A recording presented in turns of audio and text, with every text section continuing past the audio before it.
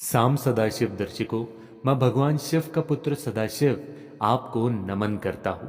30 तारीख यानी कि सोम प्रदोष के दिन अगर आप इस महा उपाय को नहीं करते हैं तो आपके घर के दहलीज से माता लक्ष्मी कभी भी घर के अंदर प्रवेश नहीं लेगी।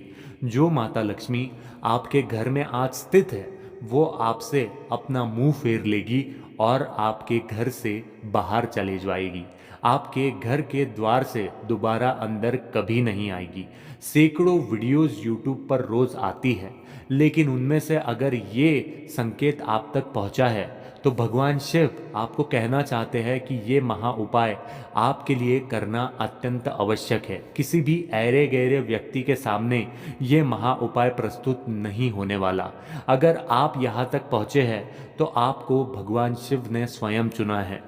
अगर आप माता रानी को प्रसन्न करना चाहते हैं तो आपको इस वीडियो को लाइक करके अपने मन में ये निश्चय लेना होगा कि हाँ, मैं माता लक्ष्मी को प्रसन्न करना चाहता हूँ और अपने घर के दहलीज से उन्हें अंदर बुलाने के लिए तैयार हूँ। तो मेरी आपसे विनती विशेष है कि अगर आप इस सोम प्रदोष के महा उपाय तक पहुँच गए हैं तो 30 तारीख को ये मौका बिल्कुल भी मत खोना।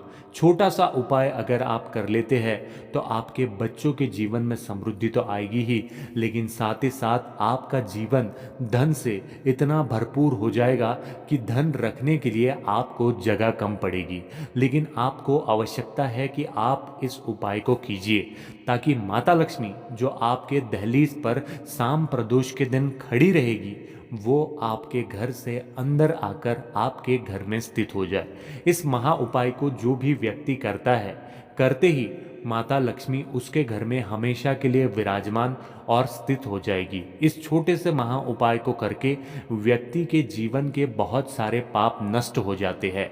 उसके जीवन में बहुत सारा धन आने की क्षमता बढ़ जाती है। उसके जीवन में जो धन आता है वो तुरंत नहीं जाता है, क्योंकि ये महा उपाय माता लक्ष्मी को प्रसन्न करके उन्हें एक जगह पर स्थित करने का उपाय है। और भगवान शिव ने आपको स्वयं चुना है इस उपाय को करने के लिए, तो उनका मान रखिए, माता लक्ष्मी को प्रसन्न कीजिए और इस माँ उपाय को ज़रूर कीजिए। क्या करना है आपको इस दिन, ध्यान से सुनिए। प्रदोष के दिन यानी कि प्रदोष काल में यानी सायंकाल में 6 से 6:30 के बीच का जो समय होता है उस समय आपको एक थाली लेनी है। थाली किसी भी धातु की रही तो भी किसी प्रकार की कोई परेशान नहीं। अच्छे से एक थाली को लीजिए, उसे धोकर अच्छे से साफ कीजिए। उस थाली में हल्दी के स्वस्तिक निकालो, फिर उस स्वस्तिक का पूजन करो। पूजन कैसे करना है? कुमकुम, हल्दी, अक्षत, फूल डालकर आपको उस थाली का पूजन करना है। फिर आपको 8 दीपक लेने हैं। हमेशा याद रखना है कि जो दीपक आप लेने वाले हो वो दीपक मिट्टी के होना अत्यंत आवश्यक है। उस दीपक में गाय का घी या सरसों का तेल, और हाँ, याद रखना है कि जो बाती है वो आपको लंबी लेनी है। 8 बाती और उस थाली में 8 दीपक आपको रखने हैं। उन दीपकों में बत्ती डालकर, घी अथवा तेल डालकर फिर आपको पूजन करना है। पूजन करने से पहले इन दीपों को आपको प्रज्वलित करना है। जो 8 बातियां आपने ली थी उसे आपको प्रज्वलित करना है। उसे प्रज्वलित करने के बाद में एक एक अक्षत डालो और हर दीपक में एक एक शक्कर का दाना आपको डालना है। फिर उस दीपक को उस स्वस्तिक के ऊपर 8 दिशा में लगाना है। 8 दिशा यानी कौन से दिशा?